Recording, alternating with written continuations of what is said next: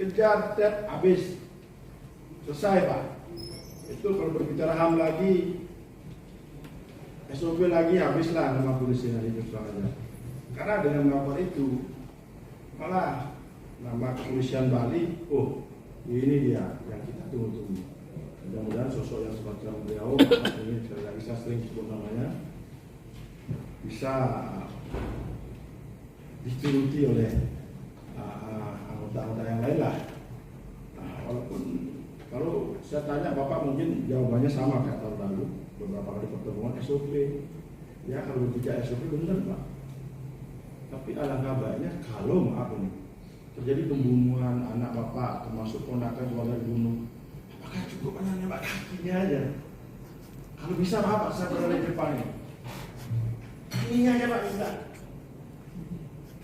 Ini Pak, satu jangan dua, selesai ya, jangan bunuh. Itu kalau bilang SOP nanti, mudah-mudahan tidak terjadi pada keluarga Pak. Kalau Pak punya ponakan, keluarga, ipar dan sebagainya, dibunuh, apa siap tembak kakinya aja. Saya juga mantan polisi itu setelahnya, tapi saya disiasi dulu. Ya, terus apa namanya? Jadi itu SOP udah berbicara wajar Pak. Jadi ada hal-hal yang perlu menjadi pertimbangan demi keamanan Bali.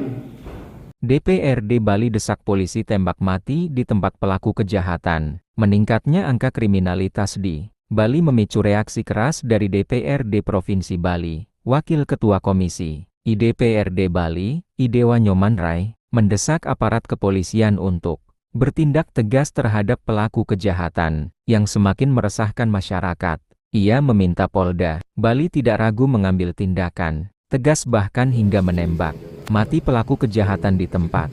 Apabila pelaku membahayakan keselamatan masyarakat dan petugas, keamanan Bali harus menjadi prioritas utama, mengingat pulau ini merupakan destinasi wisata dunia yang menjadi sorotan internasional. Jika situasi kriminalitas dibiarkan meningkat tanpa tindakan tegas, Bali berpotensi berubah citra dari pulau wisata menjadi pusat perhatian dunia karena kejahatan. Situasi keamanan Bali tidak boleh dianggap sepele.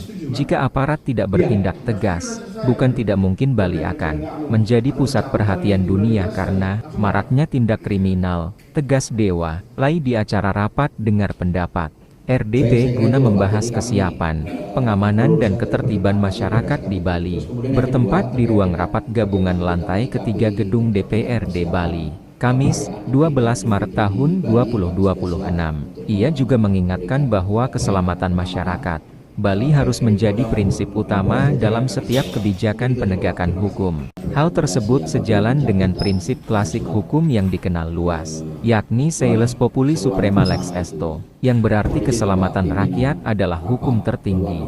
Ungkapan tersebut berasal dari pemikiran filsuf dan negarawan Romawi kuno Marcus Tullius Cicero, yang hingga kini masih menjadi landasan moral dalam praktik pemerintahan dan penegakan hukum di berbagai negara. Ia menilai belakangan ini berbagai bentuk kejahatan mulai meningkat dan menimbulkan keresahan di tengah masyarakat, mulai dari perampokan, pembunuhan, hingga aksi kriminal yang melibatkan jaringan terorganisir. Kondisi ini dinilai berpotensi merusak rasa aman warga serta menurunkan kepercayaan wisatawan yang berkunjung ke Bali.